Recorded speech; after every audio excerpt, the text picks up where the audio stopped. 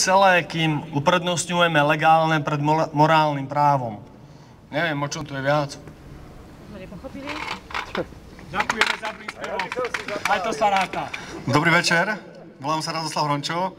Rád by som takto ešte na záver prečítal výzvu, ktorú písali vlastne Priama demokracia, občianske združenie Priama demokracia a aktivisti za sfunkčenie referenda. Bolo to tento štvrtok a čítal to na Slobodnom vysielači pán Peter Bula. My, aktívni občania, vyzývame vás, našich spoluobčanov. Slovo vojna sa vracia do slovníka mnohých, ktorí ho šíria ako niečo samozrejmé, niečo, nad čím sa netreba pozastavovať. Možno si to ani mnohí z nás neuvedomujeme, ale do nášho podvedomia sa toto slovo dostalo v plnom svojom význame. Už nie ako historická udalosť, už nie ako niečo, čo sa deje niekde ďaleko od nás, ale ako niečo, čo môže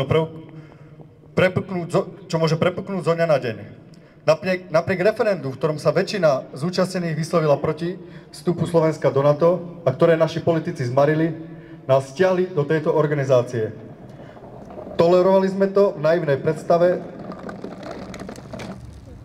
že obranné zoskupenie nám zabezpečí kľudný život. Vyzerá to tak, že presný opak je pravdou a nad nami sa opäť otvára možnosť svetového konfliktu. Pomaly sa formujú frontové línie tých, ktorí sú za a tých, ktorí sú proti. Chceme naozaj vojnu? Bez štatistických prieskumov si dovolíme povedať, že drvivá väčšina ľudí, ktorí používajú zdravý rozum, vojnu ani žiadny ozbrojený konflikt nechce. Je najvyšší čas, aby sme všetci, ktorí sú ešte schopní používať vlastnú hlavu, povedali nahlas nie. Rozkradli nám našu krajinu pred našimi očami, čo je nepremlčateľný zločin, vlastizrada a kradnú ďalej. Tým, ktorí sme dali dôveru správovať tento štát, nie nám vládnuť, urobili z nás lacnú pracovnú silu. A netreba sa hanbiť povedať novodobých otrokov pre nadnárodné korporácie. Pošľapali základné ľudské hodnoty, lásku, priateľstvo, súcit, humanitu a ako najväčšiu hodnotu nás nútia uznávať peniaze. Peniaze a moc, to sú základné hodnoty, ktoré títo zvrátení jedinci uznávajú. Pre ne boli schopní zapredať vlastný národ a ženú ho do vojny. Do vojny proti komu a za čo? Či budeme zomierať len preto, aby na nás zarobili tí, ktorí to všetko organizujú? Každý z nás sa narodil ako jedinečná a slobodná bytosť. Sme teda rozdielní v názoroch a v nazeraní na svet. Nastal ale čas, aby sme sa spojili za mier a lepší život. Pre každého jedného, a to napriek všetkým rozdielnostiam, ktorými sa odlišujeme. Nie lepší život pre pár vyvolených a biedu a vojny pre nás ostatných.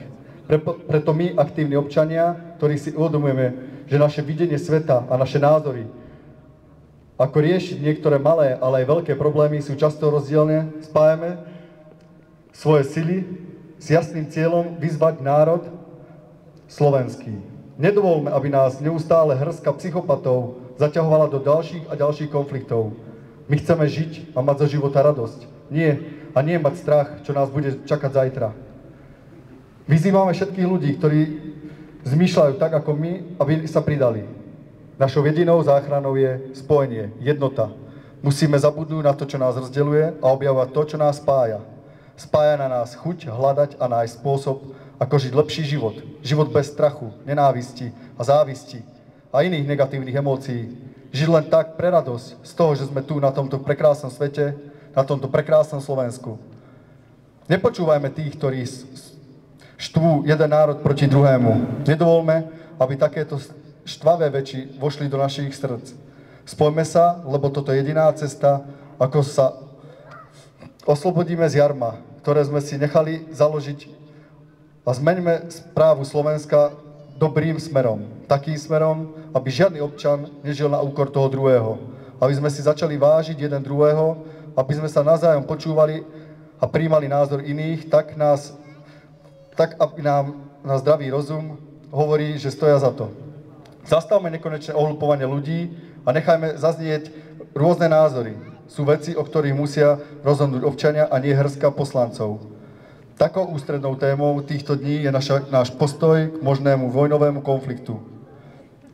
Na koho stranu a proti komu? A či vôbec by sa občania Slovenska pridali? Alebo naozaj necháme, aby o našich životoch, osudoch nás a našich blížnych rozhodovali ľudia bez citu? Zobuďme sa, občania. Ak sa teraz nespojíme, Môžeme dopadnúť ako naši naivní susedia, ktorí sa dali vtiahnuť do občianskej vojny ako zviera na porážku. Aj to zviera sa svojmu usmrteniu bráni viac ako my. Dokážme, že termín homo sapiens bude naozaj znamenať človek rozumný. Túto výzvu podporili signatári, iniciátori 9x9, 19. marca roku 2015 v Banskej Bystrici za politickú stranu Priama demokracia, občianske združenie Priama demokracia a aktivisti za sfunkčenie referenda. Ďakujem veľmi pekne. Tatík, ako sa vypne točenie? Nečakanie, ale Ako sa vypne točenie? Poď sem.